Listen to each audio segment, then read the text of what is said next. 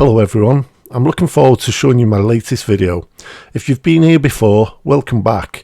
If this is your first video, my name is Karnak Unreal, welcome to the channel and thanks for watching. Hi everyone! In recent videos, I have been talking about how I bought a new Bambu Labs 3D printer and then shown some of the prints I have printed off, along with some time lapses and a couple of shorts videos as well. I have been asking for suggestions for what you would like me to print, but also suggested an idea I proposed, which was printing the entire first generation Pokemon collection. So I've printed a few off to see how they would turn out, which you can see in some of my previous and upcoming videos. In this video, I am going to show you how I print a Pokemon, which I showed recently at the end of one of my shorts videos through a specific site and Bambu Studio, and hopefully this will act as a simple guide for you or anyone to print more Pokemon or items in the future.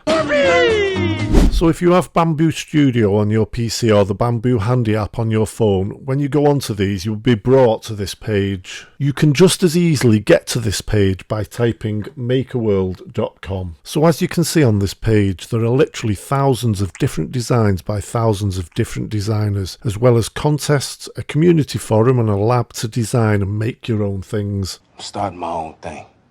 So to start off, to find what we need, the first thing we need to do is go to the search bar and type in Pokemon to narrow down the amount of prints. So Pokemon and enter.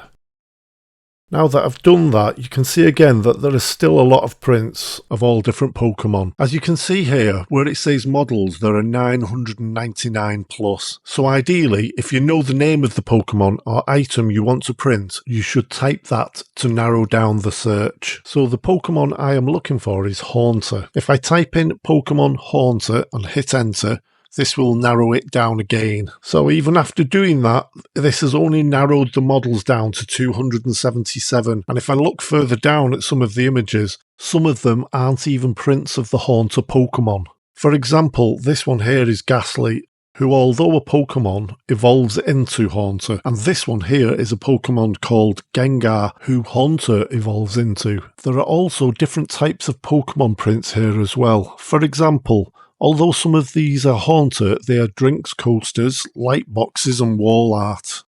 So what I want is a 3D model of Haunter, and this one here is exactly what I'm looking for. So if I click onto this will give you the print profile. On here you will find all the details of the print you need to know, like the designer, colours and so on. If we just go a little lower here, it shows what filament this designer uses. So I have noticed that this designer uses a lot of Polyterra filament, but you don't have to use a certain brand of filament to do these prints. These are just a guide and the designer's personal preference. He liked them. I myself use all different brands, for example Bambu, Sunlu, Elegoo and others. This sometimes just comes down to availability, as some brand colours often sell out, plus varying price differences can play a factor as well. So now, if I hover over here for example, this shows me the length of time the print will take, if I need an AMS or not, and what colours are needed, etc, etc. Before I go any further, I'd just like to give a shout out to the designer who designed this Pokemon.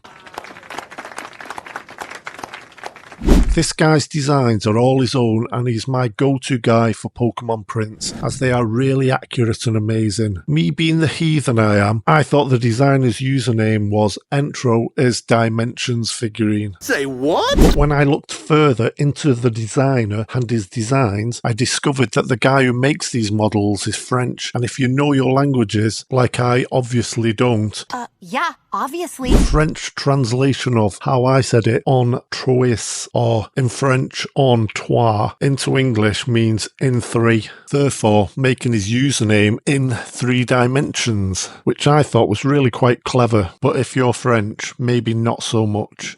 Duh. Anyway, I'm looking here and it's saying the length of time to print this is 22.2 hours, which is quite a long time, and suggests to me that this could be a large print. Is that big? Now I'm thinking of printing out the whole first generation of Pokemon, so this could be a big task if they're all large or larger prints. And if I'm being honest, my house doesn't have that much space. Tiny, overcrowded. haunted house. So what I'll do, I'll have a look at the 3D preview of the model on the printer plate to see if I can get a better look at the size. So to do that, I'll click here, and after a few seconds have passed to load up the print, I will hopefully be able to get a rough estimate on the size. Now looking at this preview, this print seems on the larger side. So what I'd like to do is maybe reduce the model size as well as reduce the amount of time it takes to print. Now to do that, I need to come out of the preview and click here on Open in Bambu Studio. Now to do this, I think you need to be on a PC or laptop. I may be wrong, but I have an iPhone and iPad, and I can't seem to get the Bambu Slicer to work on either of them. If you're on your phone or tablet, I think the Handy app is basically an app to help you search, choose, preview, and then send the print to your printer. If you want to change anything, then you need your PC or laptop. Please tell me in the comments below if I'm wrong, and you can get it to work.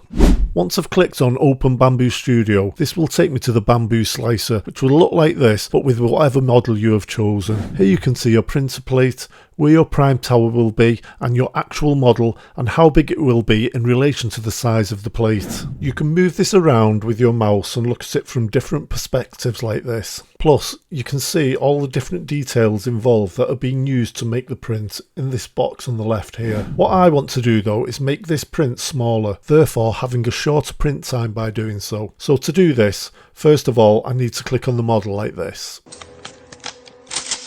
No, not like that. Now that I've done this, you can see the model is highlighted in a kind of cube. What cube? So before we clicked on the model and highlighted it, you may or may not have noticed that above the model there's these symbols.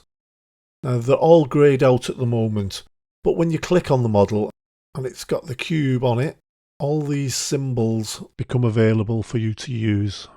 So now that all these symbols are highlighted, what I want to do is change the size of this Pokemon. So the Pokemon's in the cube, and what I want is this one, which says scale. So if I click on scale, I get these dots around it. Now these are the axis of the actual size. So if you look here, it says scale. The x-axis is red, which coincides with that, green, blue, and so on. So what I want to do is bring it down. So if you look at the size here, it's in percentage and it says 114%. So it's already bigger than 100%. So what we'll do, we'll bring it down to 100% and see what it looks like. So to do that, you can click on the box like that and you can type in 100%. If you do that, that will change all the other boxes to the 100% as well. So if I click that, 100%, and it's there, it's brought the size down.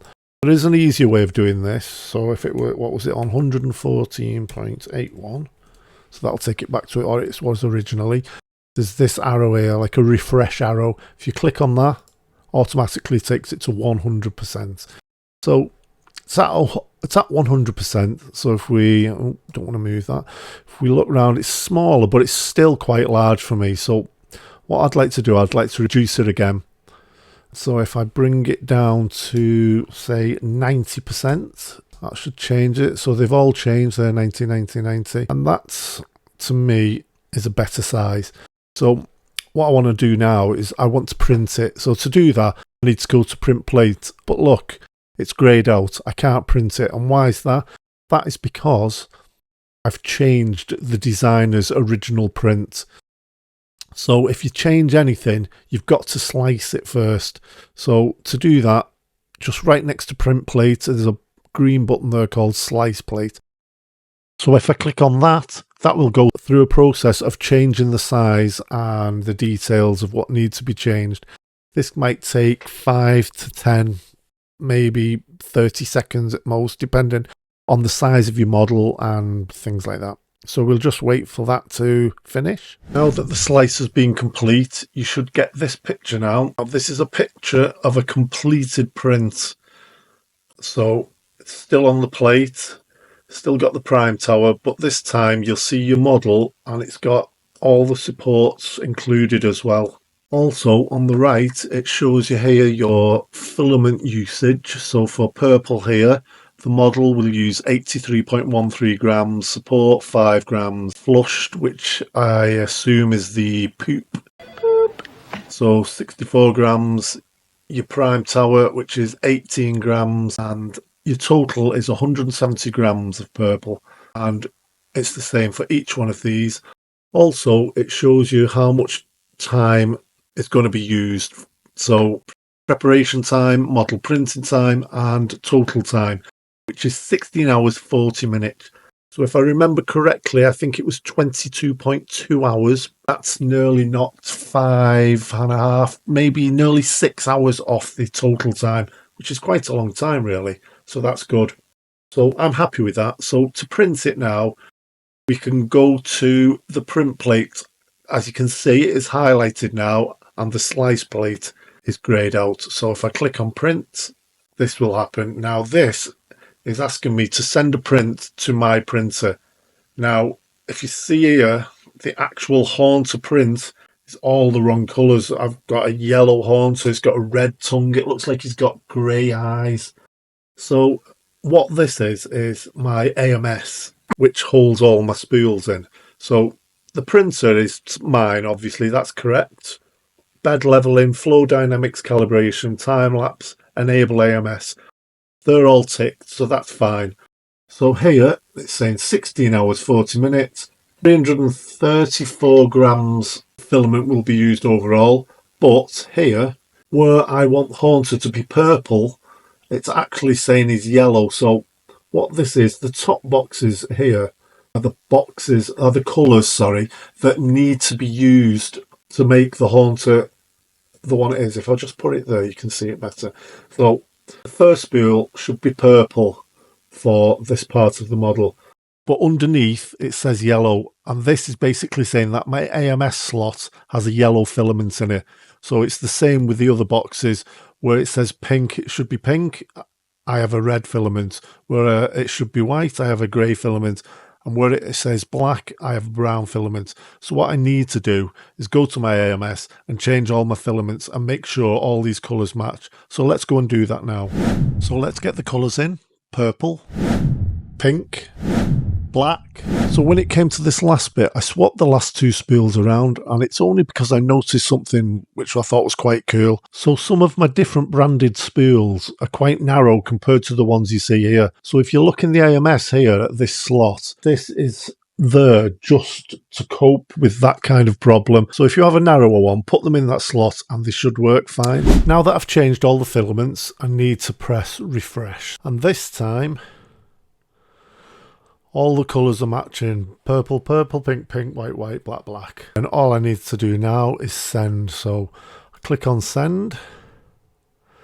And that's preparing the print job. I'll wait for that to go through. There we go. Successfully sends.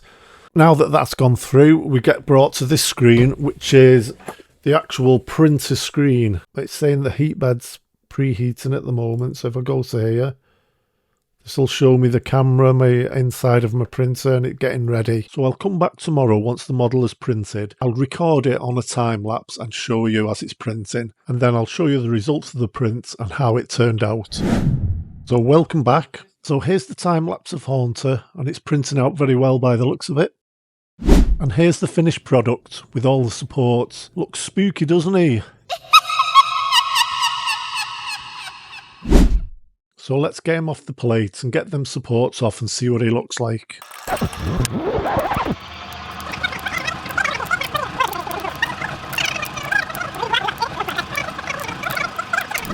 And there he is, the finished product. I think he looks great. So that's how to print a Pokemon or any other item on Makerworld. Thank you for watching the video, and I hope you've enjoyed and learned something from it. Thank you all so much. If you would like to see more videos like this, please consider hitting the like and subscribe, or leave a comment below if you'd like to see me print something different. Thanks again for watching, and hopefully I will see you again soon.